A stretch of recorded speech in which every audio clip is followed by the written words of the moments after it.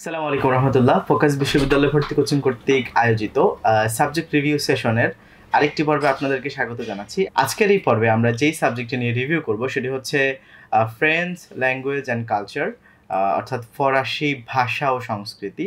এটি জাতিসংঘের যে 6টি অফিসিয়াল ভাষা রয়েছে তার মধ্যে কিন্তু একটি। তো আজকে এই আমাদের এই সেশনে যে আমাদের সাথে গেস্ট হিসেবে যুক্ত আছে মোহাম্মদ আক্তার হোসেন। আক্তার ঢাকা বিশ্ববিদ্যালয়ের ফ্রেঞ্চ ল্যাঙ্গুয়েজ অ্যান্ড কালচারের স্টুডেন্ট। আক্তারকে আজকের এই আয়োজনের পক্ষ থেকে শুভেচ্ছা জানাচ্ছি। আক্তার, কেমন আছো? জি আলহামদুলিল্লাহ ভালো আছি, আপনি কেমন আছেন? আলহামদুলিল্লাহ ভালো আছি। আক্তার, ফ্রেঞ্চ ল্যাঙ্গুয়েজ নিয়ে যদি আমি জানতে চাই যে ফ্রেঞ্চ ল্যাঙ্গুয়েজ হচ্ছে কবে ঢাকা বিশ্ববিদ্যালয় যাত্রা শুরু করলো? আচ্ছা আচ্ছা, আসলে French language and culture department শুরু থেকেই ছিল ঢাকা বিশ্ববিদ্যালয়ের আন্ডারে। আসলে এটি যে ঢাকা বিশ্ববিদ্যালয়ের আধুনিক ভাষা ইনস্টিটিউট আছে, সেই ইনস্টিটিউটে প্রথম থেকে শুরু হয় এবং কোর্স হিসেবে চালু ছিল, যেটা ডিপ্লোমা কোয়ালিটির ছিল। কিন্তু এটি 2016 সাল থেকে ঢাকা বিশ্ববিদ্যালয়ের আন্ডারে অনার্স চালু হয়, 2016 সাল থেকে, এবং 2016 সালের পর থেকে এটা অনার্স হিসেবে চালু আছে আর কি। আচ্ছা, আমরা তো জানি যে ফ্রেঞ্চ ভাষা হচ্ছে ফ্রান্সের ভাষা। এর পাশাপাশি কি আরো অন্যান্য দেশে কি এটা প্রচলিত আছে কিনা? পৃথিবীতে প্রায় 29টি দেশে ফরাসি ভাষাভাষী লোক রয়েছে। এই 29টি দেশে ফ্রেঞ্চ ভাষাকে প্রধান ভাষা হিসেবে ব্যবহার করা হয়ে থাকে। আচ্ছা, তার মানে অফিসিয়াল ভাষা ব্যবহার করা থাকে। ওকে, দারুণ। আচ্ছা, তাহলে এরপরে যে জিনিসটা সবচেয়ে গুরুত্বপূর্ণ, যে আসলে ফ্রেঞ্চ ল্যাঙ্গুয়েজ অ্যান্ড কালচারে কোন কোন সাবজেক্টগুলো হচ্ছে পড়ানো হয়? আচ্ছা, যদি আমি ফ্রেঞ্চ ল্যাঙ্গুয়েজ অ্যান্ড কালচার ডিপার্টমেন্টের কন্টেন্টসগুলো বলি, তাহলেই প্রথমে বলতে হয় যে এটি একটা ভাষাভিত্তিক সাবজেক্ট। এই ভাষাভিত্তিক সাবজেক্ট হওয়াতে এখানে প্রথমত ভাষার প্রতি জোর দেওয়া হয়, ভাষা শেখানোর প্রতি জোর দেওয়া হয়। এখানে আমাদের মোট 8টা সেমিস্টার, এখানে সেমিস্টার ওয়াইজে প্রতিটা সেমিস্টারে 4টা করে কোর্স থাকে।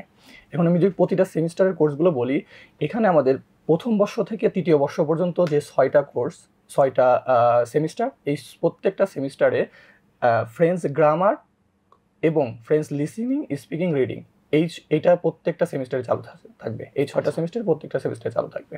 এবং এর পাশাপাশি বাকি যে 2টা কোর্স থাকবে, এই 2টা কোর্সের মধ্যে যেগুলো থাকবে সেগুলো হচ্ছে ইংলিশ থাকবে এবং ভাষা বিজ্ঞান, যে কোর্স আছে ভাষা বিজ্ঞান থাকবে।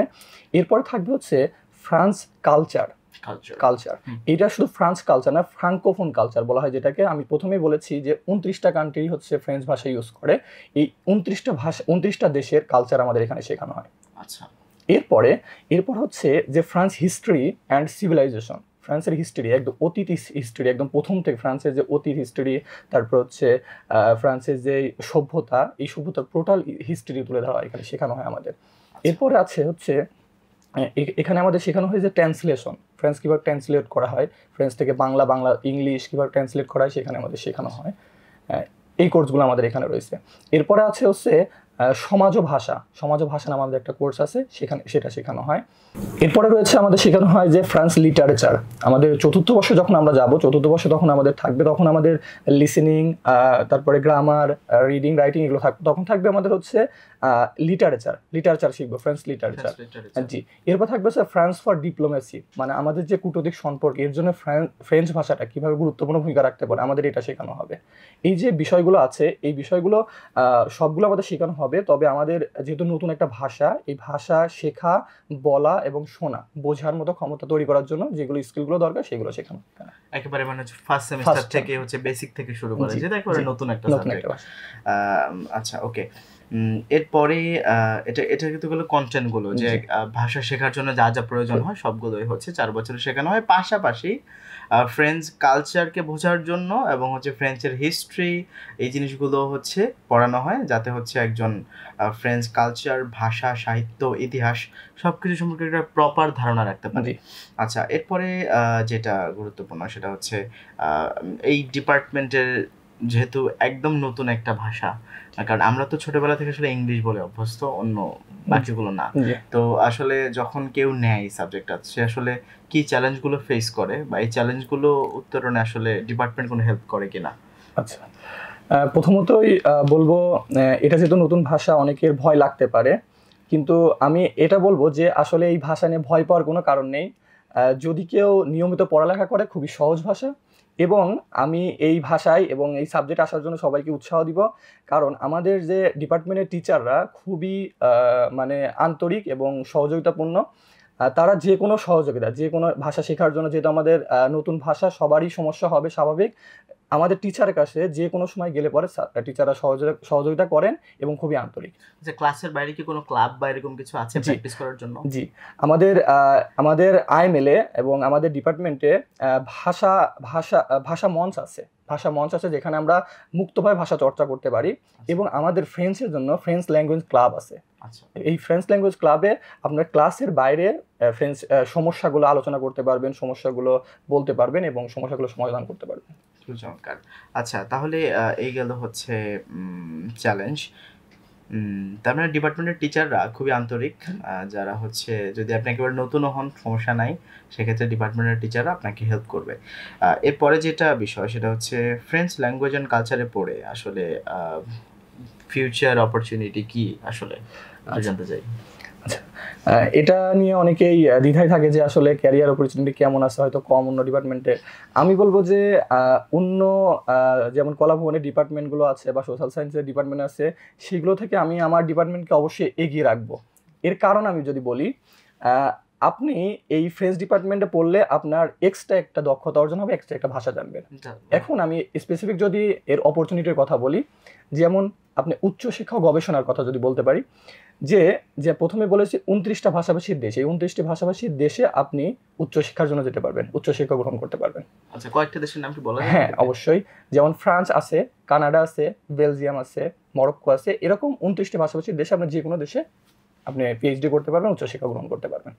এরপরে যদি আমি বলি শিক্ষক হওয়া, যে আপনি বিশ্ববিদ্যালয়ের শিক্ষক হতে পারবেন, আপনি বিভিন্ন যে কলেজ আছে কলেজগুলোতে ফ্রেঞ্চ শেখানো হয়, এই প্রতিষ্ঠানগুলোতে আপনি শিক্ষক হিসেবে জয়েন করতে পারবেন। এছাড়া আমি যদি বলি সরকারি চাকরি এবং আন্তর্জাতিক সংস্থাগুলোতে আপনি চাকরি করতে পারবেন, চাকরির সুযোগ রয়েছে। যেমন সরকারি চাকরি বলি পররাষ্ট্র মন্ত্রণালয়, তারপরে দূতাবাস এবং আন্তর্জাতিক সংস্থার কথা বলে যদি জাতিসংঘে আপনি কাজ করার সুযোগ রয়েছে, যেহেতু জাতিসংঘের অফিসিয়াল ভাষা, জাতিসংঘে আপনার কাজ করার সুযোগ রয়েছে। এরপর ইউরোপীয় ইউনিয়নে কাজ করার সুযোগ রয়েছে আপনার।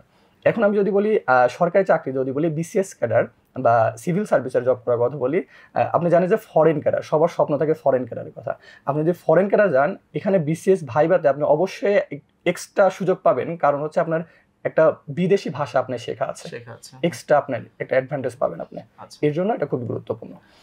আর যদি একটু ইন্টারাপ্ট করি, যেহেতু হচ্ছে বিসিএস মনে হয় শিক্ষা ক্যাডার ছাড়া, হ্যাঁ, শিক্ষাটা বাকি ডিপার্টমেন্টের মধ্যে সবগুলো হচ্ছে ওপেন।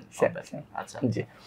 এরপরে যদি বলি আমি হচ্ছে অনুবাদক, তারপরে হচ্ছে যদি বলি দোভাষীর কথা যদি বলি, যেমন আপনি বই, নথি, তারপরে আপনি চলচ্চিত্র যে কোনো কিছু অনুবাদ করতে পারবেন, ফ্রেঞ্চগুলো অনুবাদ করতে পারবেন। এরপরে দোভাষীর কথা যদি বলি, আপনার দোভাষী বিদেশি বিভিন্ন কোম্পানি আছে যেগুলোর সাথে কাজ করার জন্য দোভাষীর প্রয়োজন হয়, সেগুলো আপনি দোভাষী হিসেবে কাজ করতে পারবেন। এরপরে যে আন্তর্জাতিক বিভিন্ন আলাপ আলোচনা, যেমন হচ্ছে কূটনৈতিক আলাপ আলোচনা, এগুলোতে আপনি দোভাষী হিসেবে কাজ করতে পারবেন।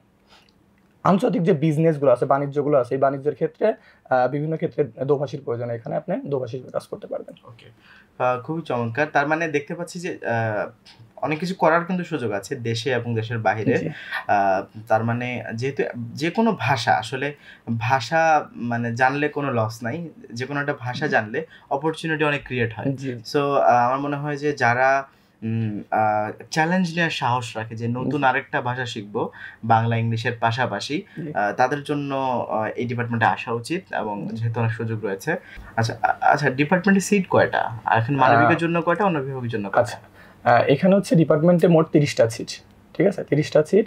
এখানে 30টার মধ্যে এখানে আমরা গত বছর দেখতে পেয়েছি যে হচ্ছে বি ইউনিটে যারা হচ্ছে 1000 থেকে 1400-র মধ্যে যারা আছে তারা হচ্ছে এখানে আসন পেয়েছে আর কি, গ্রহণ করেছে।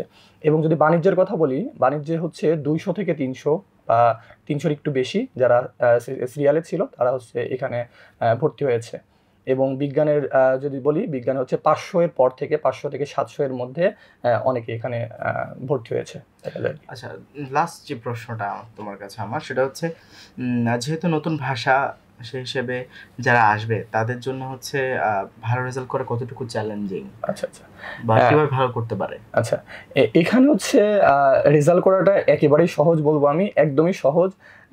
যদি কেউ নিয়মিত পড়ালেখা করে এবং যে ক্লাসগুলো করে, আমি প্রথমেই বলেছি আমার টিচাররা খুবই আন্তরিক, যদি কেউ ক্লাস রেগুলার করে এবং ওই ক্লাসগুলো নোট করে, তাহলে ওইগুলো যদি শুধুমাত্র রেগুলার পড়ালেখা করে। এখন আমি এখানে একটা কথা বলবো যে অন্য ডিপার্টমেন্টগুলোর মতো যদি কেউ মনে করে যে আমি হচ্ছে শুধু পরীক্ষার আগে পড়বো, আমার বিশ্ববিদ্যালয়ের স্টুডেন্ট এরকম প্রবণতা থাকে, তো এটা করা যাবে না। যদি কেউ রেগুলার ক্লাসের পড়াগুলো শেষ করে তাহলে ভালো রেজাল্ট করা সম্ভব। এখানে গুরুত্বপূর্ণ বিষয় হচ্ছে ভাষা স্কিলটা ডেভেলপ করা। এর জন্য কি করতে হবে, যে ফ্রেন্ডস যে সংগুলো আছে, মুভিগুলো আছে এবং ফ্রেন্ডসের নিউজগুলো আছে, এগুলো শুনতে হবে। এর মাধ্যমে লিসেনিং স্পিকিং দক্ষতা বাড়বে এবং আমাদের ফ্রেন্ডদের সাথে কথা বলতে হবে, এই ফ্রেন্ডসে কথা বলা প্র্যাকটিস করতে হবে। যদি এইগুলো সম্ভব হয় তাহলে রেজাল্ট করা একেবারে ইজি। আচ্ছা, যদিও বলে ফেলেছি লাস্ট কোয়েশ্চেন, তারপর আরেকটা কোয়েশ্চেন অ্যাড করবো। সেটা হচ্ছে এটা লেভেল আছে কোনো, যেমন চাইনিজ জাপানিজে হচ্ছে লেভেল থাকে ভাষার, বা ইংলিশেও থাকে, এটা কি কোনো লেভেল আছে বা কয়টা লেভেল আছে? জি, লেভেল আছে, যেমন A1 A2 B1 B2 এরকম লেভেল আছে। অনার্স হচ্ছে B2 স্যার, B2 পর্যন্ত। যদি কেউ 4 বছর অনার্স শেষ করে তাহলে তার কোন level? B2 level. B2 level. জি, তো B2 লেভেল দিয়ে তো মানে সে সহজেই ওই দেশগুলোতে যেতে অবশ্যই থাকে। আচ্ছা, আর যেমন ইংলিশের টেস্ট, ভাষা দক্ষতা টেস্ট করার জন্য IELTS হয়, এরকম কি কোনো পরীক্ষা আছে ফ্রেঞ্চ টেস্ট করার? জি, ফ্রেঞ্চ টেস্ট করার জন্য আপনারা বাংলাদেশে দেখতে পারেন, বাংলাদেশে আলিয়াস প্রসেস আছে ধানমন্ডিতে, এবং চট্টগ্রামে আলিয়াস প্রসেস আছে। এখানে হচ্ছে এই লেভেলগুলো পরীক্ষা দেওয়া হয়। এই লেভেলগুলো পরীক্ষা দিলে পরে আপনি হচ্ছে সার্টিফিকেট প্রদান করা হয় পাস করলে পরে। খুবই চমৎকার। তাহলে আজকে আমরা জানলাম ফ্রেঞ্চ ল্যাঙ্গুয়েজ অ্যান্ড কালচার সম্পর্কে, এটার কোর্স কন্টেন্টগুলো সম্পর্কে। একই কথা, সেটা হচ্ছে যাদের হচ্ছে গদ বাঁধা জিনিস থেকে বেরিয়ে নতুন কিছু চ্যালেঞ্জ গ্রহণ করার সাহস থাকে বা করার ইচ্ছা থাকে, তাহলে তাদের জন্য এই ডিপার্টমেন্টে অবশ্যই আসা উচিত। ভাষা কখনোই হচ্ছে অপরচুনিটি কমায় না, বরং অপরচুনিটি বাড়ায়। তো আজকের সেশনটি এই পর্যন্তই ছিল। আক্তার হোসেনকে আবারও ধন্যবাদ জানাচ্ছি আজকে আমাদেরকে সময় দেওয়ার জন্য, এবং দেখা হবে নতুন কোনো সেশনে। সবাইকে ধন্যবাদ জানিয়ে শেষ করছি। আসসালামু আলাইকুম।